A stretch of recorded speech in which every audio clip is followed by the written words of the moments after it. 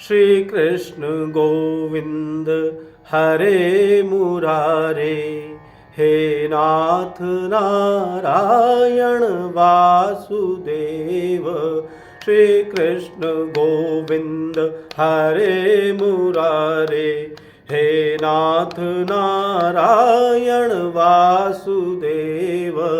श्री कृष्ण गोविंद हरे मुरारे, हे नाथ नारायण वासुदेव। बोलिए श्री कृष्ण भगवान की जय।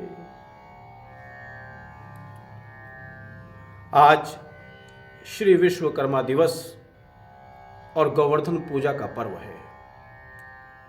इन दोनों पवित्र पर्वों की आप सभी को हार्दिक शुभकामनाएं। गोवर्धन पूजा, इस पर्व का सीधा संबंध भगवान श्री कृष्ण से है। इस पर्व का सीधा संबंध प्रकृति से है। गोवर्धन पूजा का पर्व हमें यह शिक्षा देता है कि प्रकृति के प्रति मानव का क्या कर्तव्य है। मानव को प्रकृति की रक्षा करनी चाहिए, उसके प्रति कृतज्ञता का अनुभव करना चाहिए। तो आइए गोवर्धन पूजा की क्या कथा है, इसका श्रवण करते हैं। पुराने समय में दिवाली के दूसरे दिन भारत में, विशेषकर ब्रज में, इंद्र की पूजा हुआ करती थी। भगवान श्री कृष्ण ने कहा, कार्तिक में इंद्र की पूजा के स्थान पर हमें गोवर्धन की पूजा करनी चाहिए। इससे हमें चारा मिलता है। गौ के वंश की उन्नति के लिए पर्वत वृक्षों की पूजा करनी चाहिए। इसके गोबर को पूजा करते हुए कभी भी जलाना नहीं चाहिए। इसे खेतों में डालकर अन्न औषधि उत्पन्न करनी चाहिए, क्योंकि ऐसा करने से देश की उन्नति होगी। भगवान के उपदेश से जैसे ही ब्रज, पर्वत, जंगल, गोबर की पूजा आरंभ हुई, वैसे ही इंद्र ने क्रोधित होकर 7 दिन की बरसात की झड़ी लगा दी। चारों ओर हाहाकार मच गई। पशुओं को संभालना मुश्किल हो गया।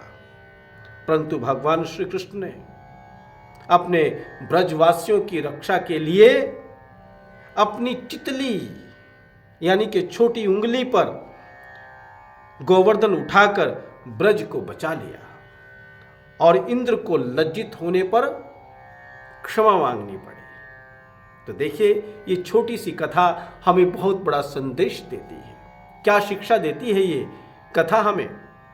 कि कार्तिक मास में वर्षा ऋतु, शरद ऋतु समाप्त होकर के हेमंत ऋतु शुरू हो जाती है। इसलिए हमें बहुत वृक्ष पौधे लगाने चाहिए और गोबर को कभी ना जलाकर खेतों में डालकर अन्न पैदा करना चाहिए।